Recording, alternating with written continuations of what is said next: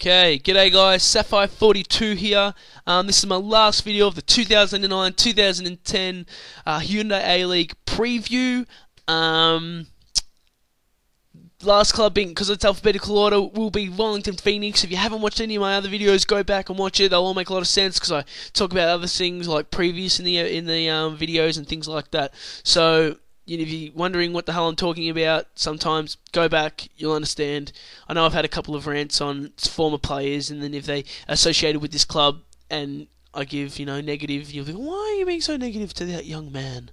Stop being so negative, you negative Nancy. And I'll say, shut up, go and watch my other videos, and then you'll know, and then you'll agree with me, and then you'll go, yeah, 5 stars, rate my video, and subscribe, and comment, and yeah. Anyway, Wellington Pheonix is the next one. We're going to get straight into the squad. Re-signed is Tim Brown, Manny Muscat, the now Malta international. I hate bastards that do this. He was born in Australia. He was bred in Australia, I think, and lived in Australia his whole life. Never been to the. I think he's probably gone on a holiday or something, but he's never lived there. And just because he has Maltese parents, and he's not good enough to play for the Socceroos, he wants to play on the international scale. He goes to Malta. Bugger you if you're going to do that. If you want to play for Malta, go over there and actually play in their league. Don't half-ass it. And just because you can't get to the Socceroos, go over there and give allegiance to Malta. Fuck off. Okay, Mark Paston re-signed, the goalkeeper. Tony Lockhead, the New Zealand international, is re-signed. Michael Ferrante, also the New Zealand international, is re-signed. Daniel Cortez and Ben Sigmund has also re-signed. Okay, the outs. We've got Jeremy Christie. He's been released. Vaughan Coveney has said that he's retired, but I do know he's playing for South Melbourne in the Victoria Premier League. So, half-assed retirement right there. Carl Dodd has been released. Greg Draper has been released.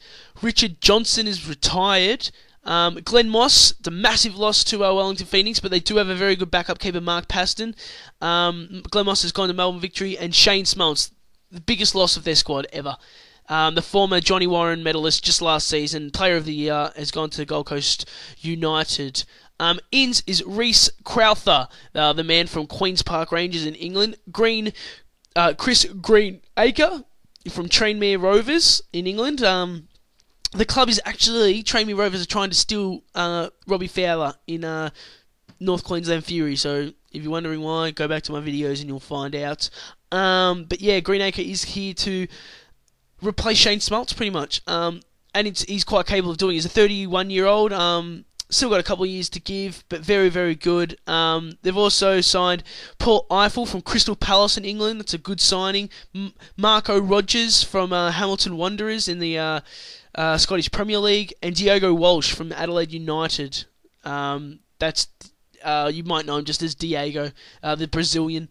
Has come from Adelaide United after getting released. Really, I don't know why, because he's a very, very good player. But that's a very good pickup by Pheonix. I'm just looking at their news. I mean, I don't know. This year, there's just not a lot of news. I know Wellington had a pretty good pre-season. Like I said, Chris Greenacre, who's supposed to replace Shane Smelts, he's actually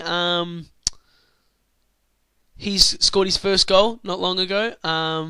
The man from Yorkshire. Just looking at the other, yeah, there's not much I can tell you guys. I know they've also changed their jersey. A lot of clubs have gone for the vertical stripes. Obviously, Wellington Pheonix being in the yellow and black. They've got the vertical stripes. Central Coast Mariners and Perth Glory have also done it. So jump on the bandwagon while it's here. Captain Lockhead, obviously, I think. Actually, obviously, I think. It doesn't even make sense. But yeah, I think he's the captain. I really can't say too much about them. I think I might just have to go to their squad and just have a look, really. Just looking over their squad, and I'm looking at who I think will be Player of the Year, and I'm going to have to say the man from Tranmere Rovers in England, the young Yorkshire man, Chris Greenacre, will score a couple. He'll be up there in the Golden Boots. He'll be at the bottom of the table though, but he'll go really well for him. I don't expect Wellington Pheonix to do too much this season. I expect them to maybe finish third last, second last, or something like that. But yes, if not last, really. So they'll be really struggling this season, in my opinion. I mean, they do have a lot of good signings, but I'm just not a fan of their coach. I forget his name. He's also the New Zealander coach.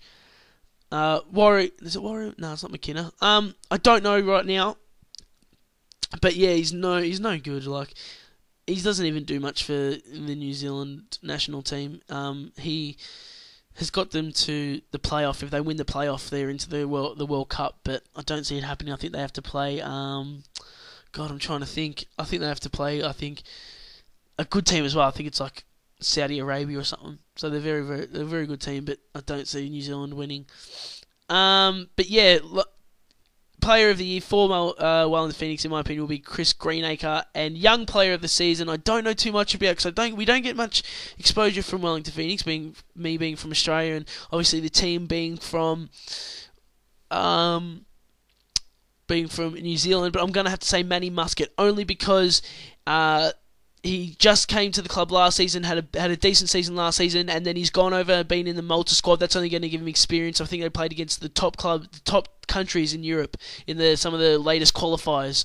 So, big ups to him, and hopefully he does really, really well because he is my pick of the young player of the season. I've still got a very while long on this video, but I think I'm just going to end it right now. Like I said, player of the season, Chris Greenacre, young player of the season, Manny Muscat, and bloody hell, what am I going to say? And I think they will finish bottom three, somewhere in the bottom three for Wellington Pheonix. So thanks, guys. Thank you. If you've watched every single video I've uploaded, thank you so much. I really, really do appreciate it. I'd appreciate it even more if you left some comments or left me some feedback. Video responses. I'm still looking for my first video response. If you want to have, a bit of a YouTube fight of knowledge or whatever, and two minds come together and I don't know, fight mind, like, I don't know.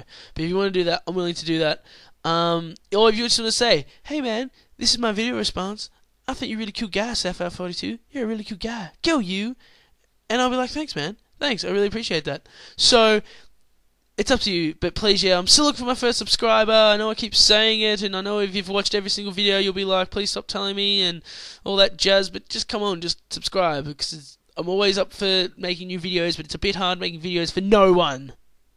Yes, no one, because no one knows they're there. They have to stumble across it by accident.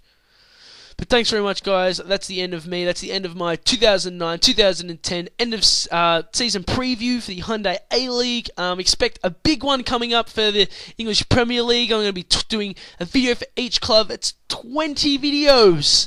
So subscribe and you'll ever see 20 more videos guaranteed. I've already done 10 today.